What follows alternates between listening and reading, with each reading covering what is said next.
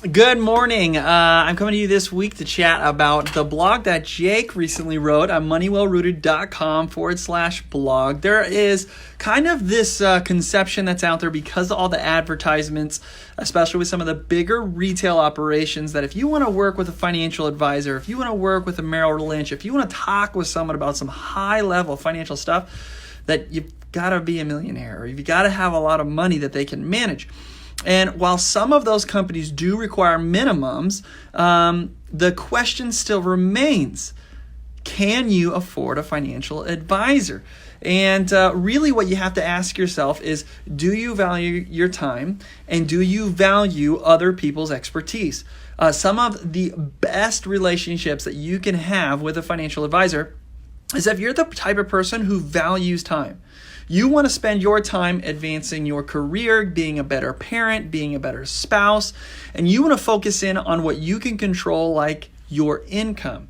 If you're the type of person who wants to focus on that and stay in your lane, again, stay in your lane with your finances and focus on the income part of your career, you're probably going to appreciate a relationship with a financial advisor, because they will be able to manage the goals. They'll be able to manage the investments. They'll be able to manage the direction that your assets and your investments are headed. And you'll really appreciate that type of relationship with a financial advisor.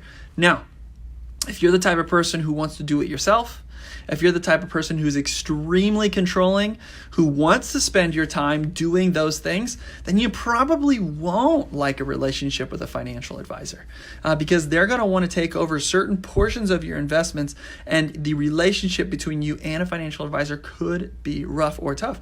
There's a lot of great technology out there that allows you to do it yourself as an investor.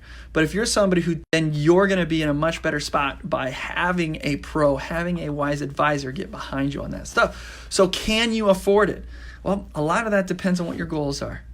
If you have some assets that are left to be managed, they will get paid for a portion of those assets to be managed. If you're the type of person who can afford to pay a one-time fee to have a financial plan put together for you, then you could probably afford that too.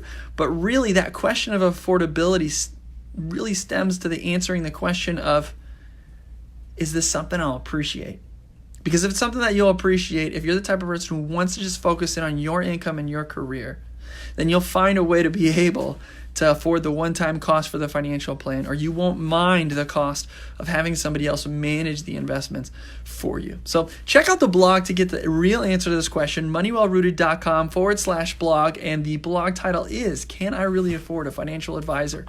Check your heart, see where you're at, see what type of person you are, to see if you're going to appreciate a relationship with a financial advisor. Have a great week, guys. Most people fall into YouTube holes that aren't productive. Subscribe or check out some of our other videos by clicking over here, and I promise it'll be a YouTube hole worth your while.